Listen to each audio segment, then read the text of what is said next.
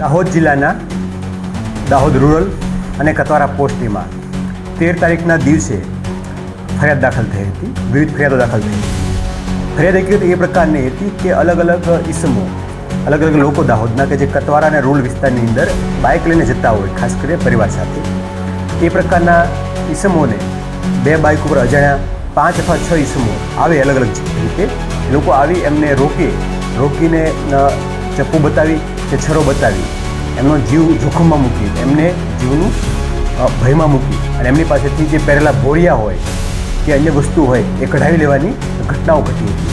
આ અંતર્ગત 13 તારીખે આવા 4 બનાવોની ફરિયાદ દાખલ થઈ હતી.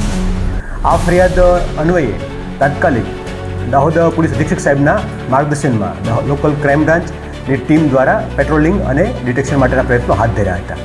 આ દરમિયાન દાહોદ LCPSને મળતી માહિતી મુજબ તેઓના દ્વારા આ લોકો પસાર થઈ રહ્યા છે એ માહિતી આધારે તેમને કોર્ડન કરી અને ઘેરી અને તપાસ થાય એમની પાસેથી અલગ અલગ 4 બનાવો હતો, જે 4 FIR દાખલ થઈ હતી. એ તમામની અંદર જે ગયેલો મુદ્દામાલ હતો, ભોળિયા વગેરે, એ મુદ્દામાલ સાથે 2 બાઇક સાથે 6 જેટલા ઇસમોને પકડી પાડવામાં સફળતા મળી છે.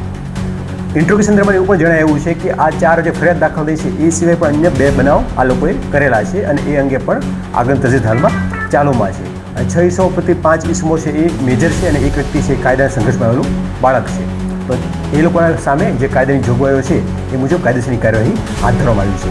આમ ગણતરીના કલાકોની અંદર જે અલગ અલગ જગ્યાએ બાઇક ઉપર આવી અને લોકોને આંતરીને પૈસા કે ઘોડિયા કઢાવીને ઘટનાઓ ઘટી હતી, એક આ ક્રાઇમ કરતી ગેંગને પકડી પાડવામાં દાહોદ ક્રાઇમ બ્રાન્ચની સફળતા મળી છે. સર, આમાં કેટલો મુદ્દામાલ ગયો હતો, કેટલો મુદ્દામાલ ટોટલ જે બનાવવામાં ગયા હતો એમાંથી 2,33,000 રૂપિયાના ટોટલ જે ભોળિયા હતા એ રિકવર થઈ ગયા છે અને બાકીની થોડી પ્રોસેસ છે હાલમાં ચાલુમાં છે. ઓલમોસ્ટ મુદ્દાઓ રિકવર થઈ ગયો છે. સર, આના સિવાય અન્ય કોઈ લોકો સામેલ છે?